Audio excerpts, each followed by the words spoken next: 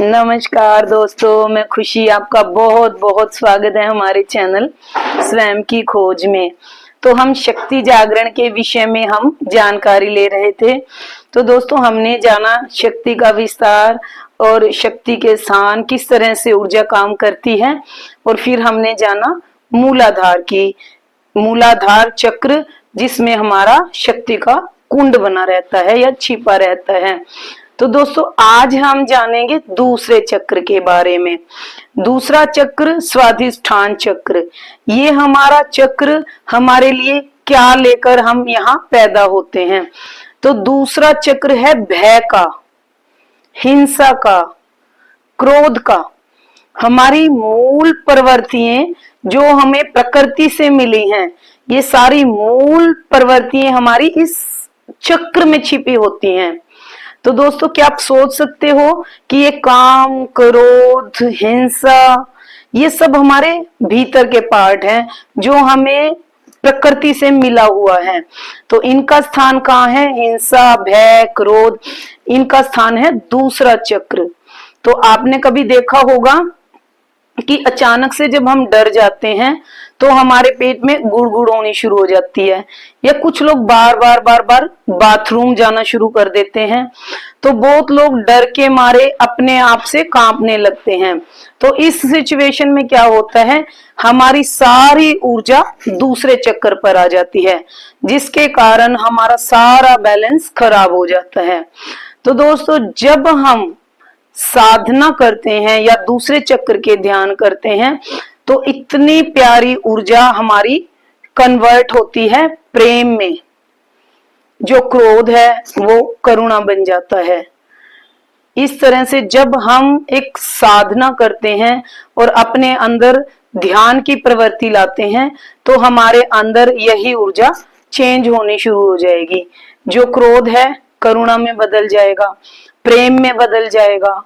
हम अहिंसा में उतर आएंगे तो हम बिलीव करेंगे कि इसमें क्या रखा है। लेकिन ये होगा जब हम ध्यान करते हैं और ऊर्ध्वगामी ऊर्जा, ऊपर की तरफ ऊर्जा उठती है और फैलने लगती है। तो दोस्तों आज हम देखते हैं कि कितनी परेशानियों का सामना, हम छोटी छोटी चीजों का सामना हम करते रहते हैं।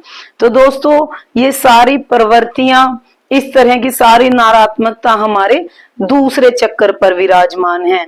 तो इसे हम ये भी कहते हैं कि मृत्यु चक्र है। जब हमारी मृत्यु घटती है तब भी सारी ऊर्जा हमारे केंद्र पे जो आती है वो दूसरा चक्र है। कई बार समाधि के बाद भी सारी ऊर्जा एकत्रित होकर सेकंड चक्र पर आती है।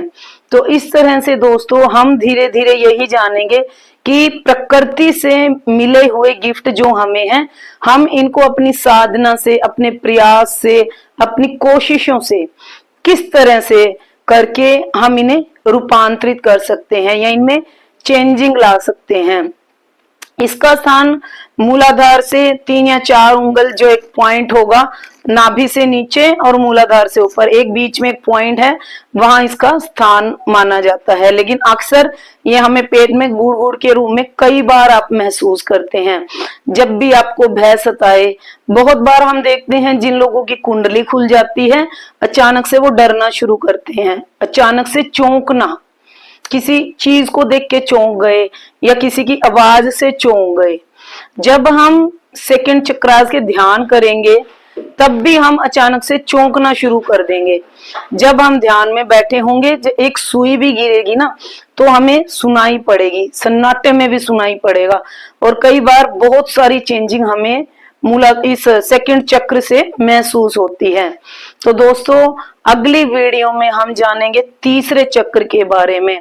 जो लोग साधना करते हैं, जो मित्रों का कुंडली जागरण है, ये वीडियो मेन उन लोगों के लिए है जिनको अचानक से ध्यान घट जाता है।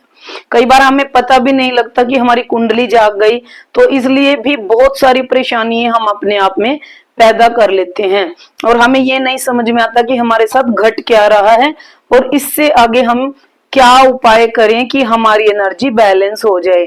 तो दोस्तों इन वीडियो के माध्यम से हम आपको अपनी ऊर्जा को कंट्रोल करना और अपने अंदर छिपे चक्रास के बारे में बताएंगे, ऊर्जा के स्रोतों के बारे में बताएंगे कि हमने 7 चक्रों में कैसे ऊर्जा को डिवाइड करके अपनी ऊर्जा को कंट्रोल करना है। और सातों चक्रों के ध्यान इतने गहरे हैं कि आप पाएंगे कि वाकई जिंदगी एक आनंद से भरी है।